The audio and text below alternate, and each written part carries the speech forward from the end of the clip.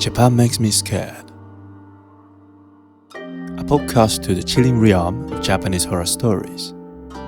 My name is Junpei, and I will invite you to the mysterious world of Kaidan, exploring spine-tingling experiences that have haunted Japan.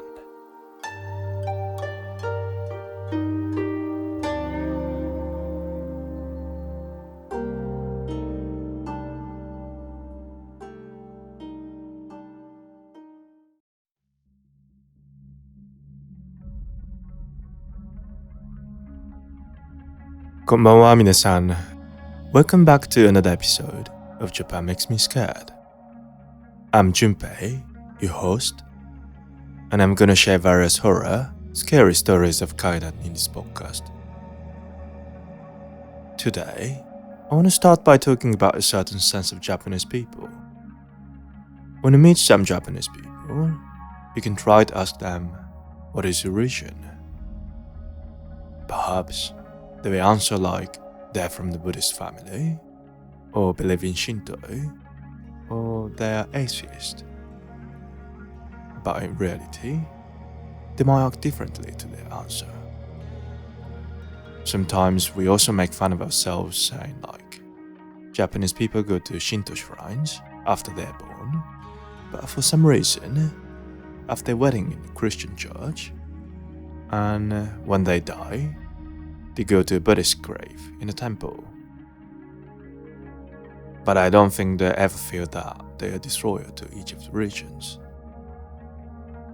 What I'm trying to say by this is that Japanese people have a habit of not clearly distinguishing boundaries of things.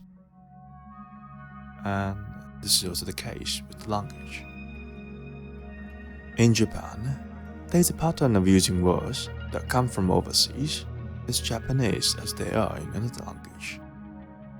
For example, ice cream is ice cream and steak is steaki. Even though when we pronounce it a bit differently with Japanese accent, it is basically the same. We don't specifically create Japanese vocabulary for each foreign word. My wife still laughs at me, saying that Japanese people are lazy. But from a Japanese point of view, this is again just a matter of not making a clear boundary between Japanese and foreign languages. If we take this rule to the slightly scary side, there may be no clear boundary between humans and ghosts, or between gods and demons. So, if you look at old Japanese legends, it is rather common to see humans becoming evil spirits, or gods sometimes turning into demons and bringing disasters. Today's story is about a legend that tells of a woman who turned into a demon out of hatred and jealousy. Alright, let's move on to the storytelling part.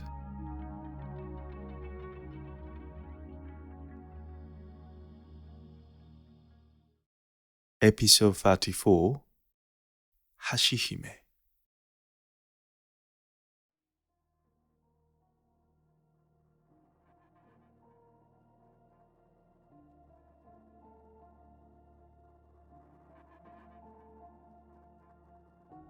First of all, what is Hashihime? Hashihime refers to a goddess who appears in Japanese folklore and ancient books. Hashi is translated as bridge, and Hime is princess in English. As the translation suggests, she is a deity associated with bridges. There are various theories as to its origin, but it's long been believed in Japan that spirits dwell near water, especially bridges. Also, deities near water have often been considered goddesses, so these beliefs have led to Hashihime, which continues to this day, I suppose. Also, in some cases, there exist shrines near the bridges protected by Hashihime, then local people still visit such shrines and worship her to this day as well.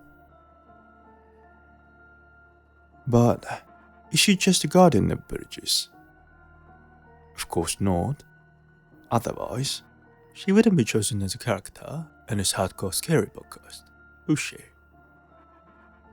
Actually, most Hashihime are often spoken of as being very jealous goddesses. You know, it's even said that only praising other bridges on the bridge of Hashihime or singing songs about female jealousy would provoke her anger and bring misfortune. This is tough, isn't it? But it's not only a bad thing. For this reason, Hashihime is also said to be the goddess of cutting relationships or divorce. Then, not a few people visit Hashihime's shrine with the aim of breaking up bad relationships.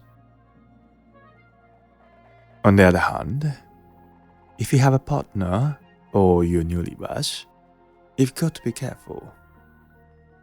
It is considered taboo for lovers and wedding ceremonies to cross the bridge of Hashihime or to cross in front of Hashihime's shrine.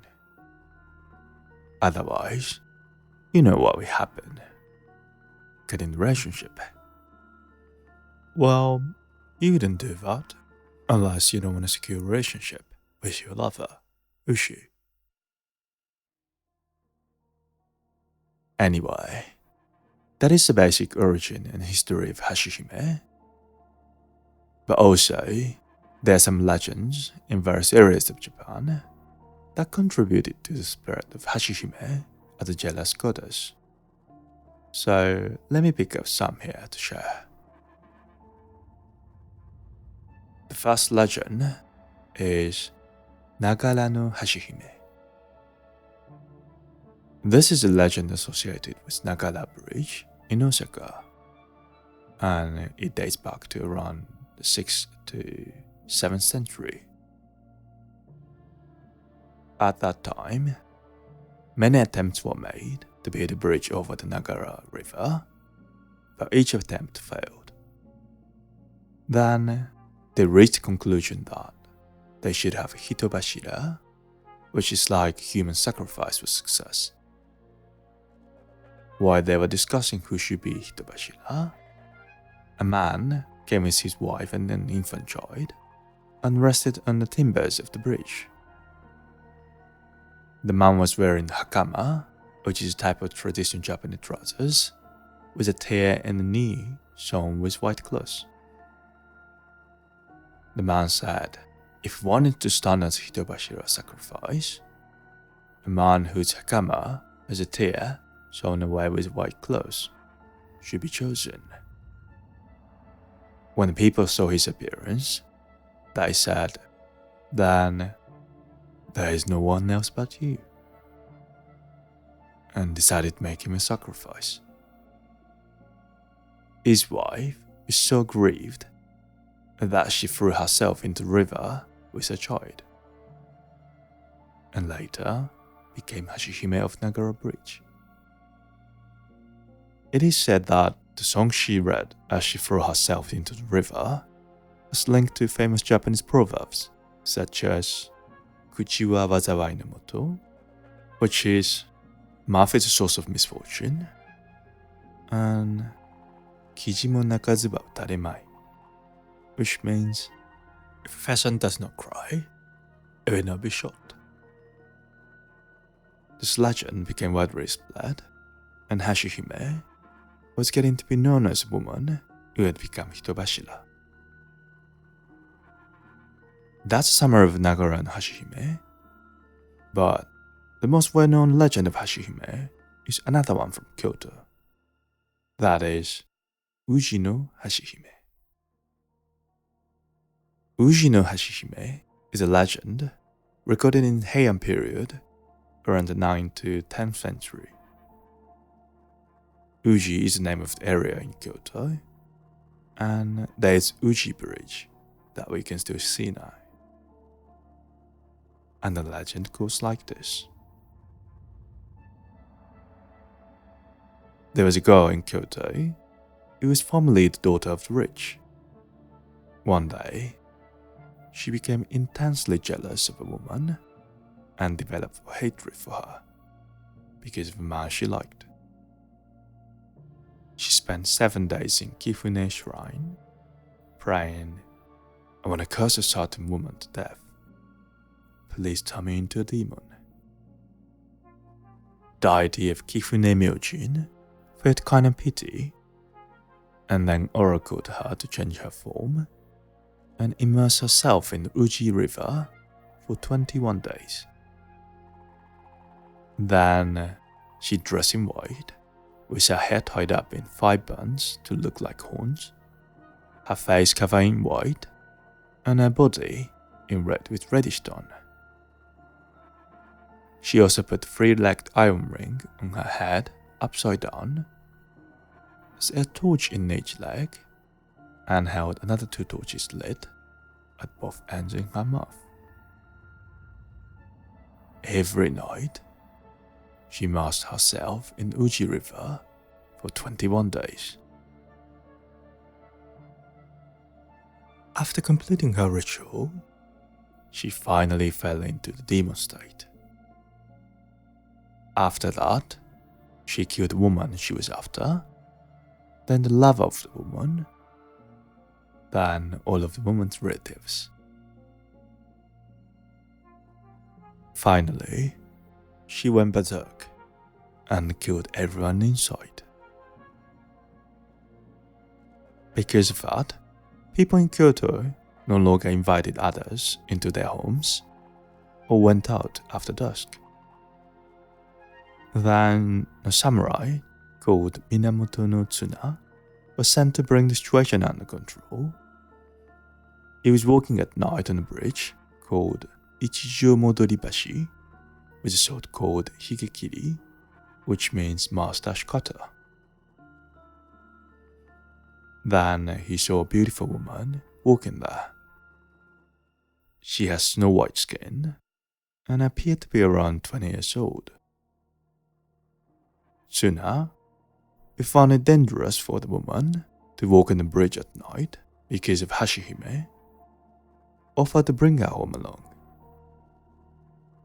She then asked him to take her to her house outside Kyoto. Tsuna agreed and took her on his horse. But at that point, she changed her appearance to that of a demon. She was actually the Hashihime who turned into demon there. She grabbed Tsuna by the hair and tried to take him away to the mountains. But he cut off her arm with Higekiri he was carrying. Hashihime thus escaped, and there was the remaining arm, which should have been white as snow, but turned black and covered with white hairs like silver needles.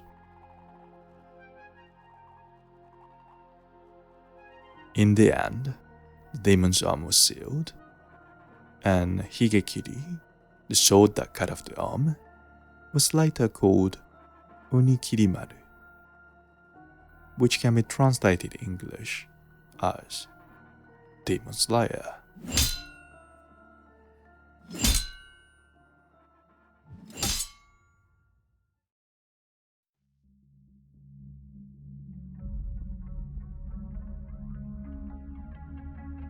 Oshimai. Thank you very much for listening to the story. Hope you like it. If you've been listening to this podcast for a long time, you may have found similarities with Ushino Tokimairi's story, which was in episode 24. Quick sharing for those who haven't listened yet. Ushino Tokimairi is a Japanese cursing method that involves 70 nightly visits to a shrine and nailing waraningo, a straw doll, to a tree. It is not a gender-specific thing, but it is most likely to be performed by vengeful women. By the way, if you haven't listened to this previous episode, please check that out. Remember how Go became demon in Uji no Hashihime legend? that process is quite similar to Ushi no Tokimairi. So Ushi no Hashihime legend is actually said to be kind of a prototype of Ushi no Tokimairi legend. Personally, I like to see the link between two different legends like this. It kind of feels exciting, like solving a mystery, doesn't it? I know modern fashionable scary stories are good, and I love to talk about it for sure, but I'd like to continue to introduce classic guidance stories of such good old Japanese legends for yoga in the future as well. Anyway, do you have any thoughts on this story? I've got a Discord channel where anybody can join and share thoughts and theories. Of course, I'll be there as well. I'm gonna leave the link in the description, so please join and enjoy the interaction if you would.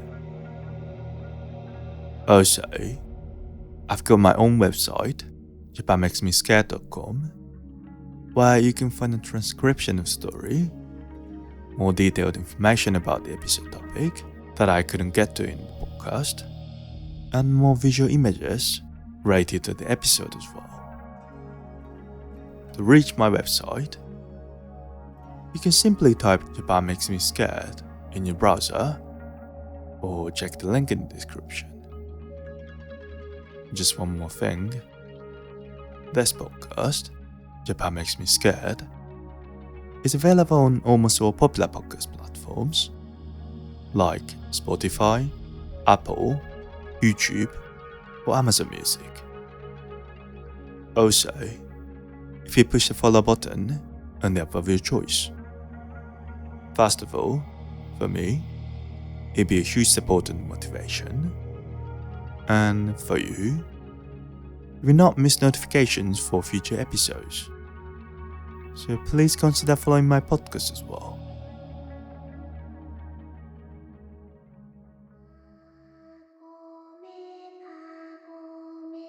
Alright, we're getting close to the end. So let me say one thing. Arigatou gozaimasu again for listening to my podcast, Japan Makes Me Scared. And sayonara for more chilled and fruits next time. Bye.